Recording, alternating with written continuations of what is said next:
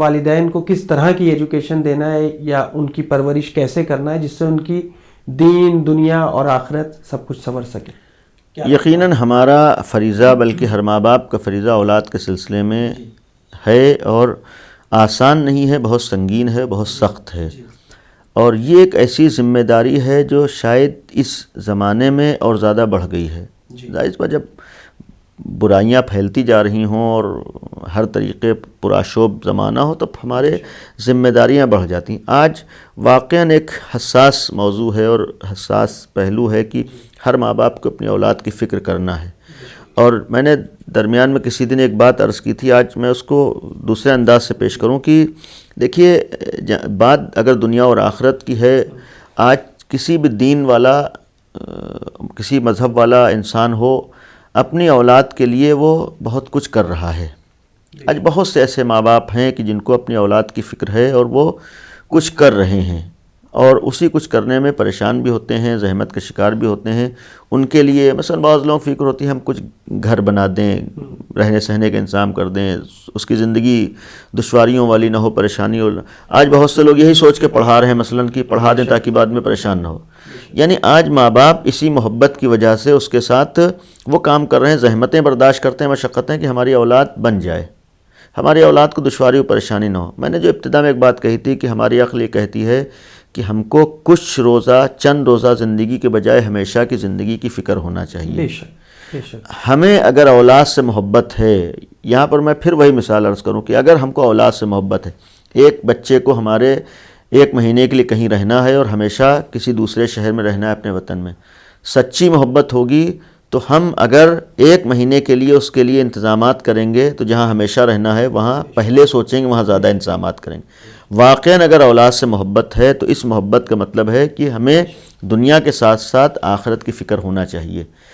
اگر ہم واقعاً اپنی اولاد کو اولاد سمجھتے ہیں، واقعاً ہم اپنے بیٹے سے محبت کرتے ہیں، واقعاً اپنی اولاد سے اپنائیت ہے، تو پھر اس اپنائیت و محبت کا مطلب یہ ہے کہ ہم اپنی اولاد کی آخرت کو برباد نہ ہونے دیں۔ اگر ہم نے دنیا بنا دی تو ہم نے اس کے ساتھ کچھ نہ کیا، ہم نے اسے پڑھا دیا، خالی اس کے لیے مکان لے لیا، اس کے لیے گاڑی لے لی، اس کے لیے سارے انتظام کر لیے، تو ہم نے اس کے لیے کچھ نہیں کیا۔ اس لیے کہ دنیا ایک ایسی جگہ ہے، اگر ہم نہ کریں گے تو جیسے تیسے وہ زندگی گزار لے گا، اپنے لیے وہ کچھ کر لے گا۔ لیکن آخرت ایک ایسی جگہ ہے کہ جہاں پر آسان نہیں، اگر وہ بگڑ گیا، اگر وہ غلط راستے پر چلا گیا، تو ہم چونکہ ابتدا میں اس کے سرپرست ہیں، مربی ہیں، راستہ دکھانے والے ہیں، جڑ و بنیاد رکھنے والے ہیں، تو خطا کار ہم ہوں گے، ہماری وجہ سے اس کی آخرت برباد ہوگی۔ یہاں تو کچھ روزہ زندگی وہ سکون اطمینان کی بظاہر گزار لے گا، لیکن ہمیشہ وہ مصیبت میں رہے گا۔ محبت یہی کہتی ہے اس کی ہمیشہ کی زندگی برباد نہ ہونے پائے۔ لہذا سب سے پہلی چیز ہے کہ ہم کو اپنی اولاد کی آخرت کی بنانے کی فکر ہونا چاہیے۔ کوئی بھی باپ اس وقت تک اپنے اولاد کا حق نہیں ادا کر سکتا جب تک اس کی آخرت کو نہ بنا رہا ہو۔ آخرت کو بنانے کا مطلب یہ ہے کہ آج اگر ایجوکیشن ہے، تعلیم ہے اور دوسری چیزیں ہیں، تو پھر دین کی بھی فکر ہونا چاہیے، ہماری اولاد دین سے بھی وابستہ ہو۔ ہم نے اگر دنیا میں اس سے بہت ترقیوں کے راستے پر لگا کر کامیاب کر دیا ہے تو ہم نے اس کے ساتھ کوئی احسان نہیں کیا ہے۔ احسان اس وقت ہوگا کہ جب ہم نے اس کو دین کے دائرے میں لا کر اس سے آخرت محفوظ کر دی ہے، اس لیے کہ وہاں ہمیشہ ایک فانی چیز کے لیے اگر ہم نے اس محنت کی ہے، کام کیا، تو وہ چیز فنا ہو جانے والی۔ فانی چیز احسان نہیں ہوتا ہے، فانی چیز احسان نہیں کہی جائے گی، باقی چیز احسان کہی جائے گی۔ اگر واقعاً اپنا ہے تو ہم باقی رہنے والی جگہ کے لیے، باقی رہنے والی چیزوں کے لیے کوشش کریں، ہم اپنی اولاد کو دین سے آشنا کریں۔ ہمارا دین ہی کہتا ہے کہ تمہارا بچہ تعلیم یافتہ ہونا چاہیے، ہم اپنے بچے کو تعلیم یافتہ کریں، لیکن دین کے نقطہ نظر سے تعلیم یافتہ کریں، نہ یہ کہ دین سے دور ہو کے تعلیم یافتہ کریں۔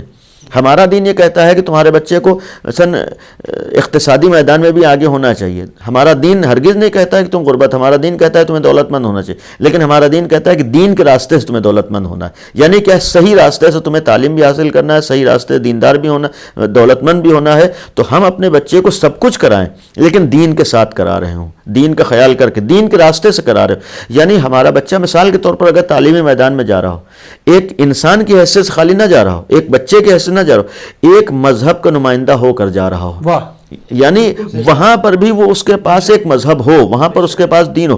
یعنی یہ ذہن میں نہ ہو کہ اسکول سے مذہب سے کوئی مطلب نہیں ہے. نہیں، ہمارا دین یہ کہتا ہے کہ ہم کہیں پر کھڑے ہوں اپنے مذہب کے ساتھ کھڑے ہوں.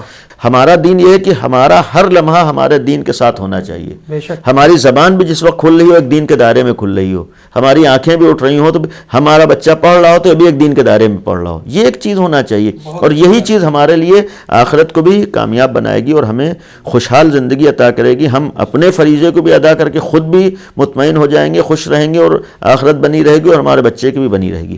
بہت خوب.